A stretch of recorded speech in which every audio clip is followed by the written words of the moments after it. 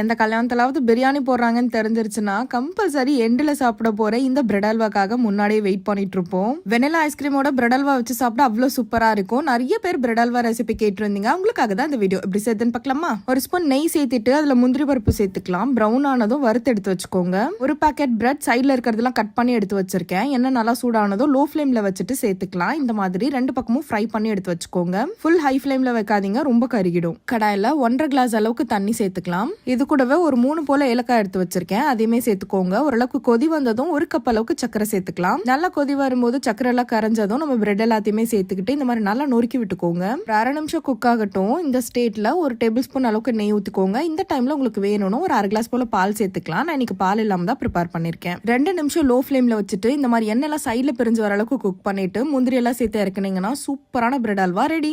சிம்பிளான recipe. So கண்டிப்பா try பண்ணுங்க. மறக்காம நம்ம சேனலை சப்ஸ்கிரைப் பண்ணிக்கோங்க. பாய்.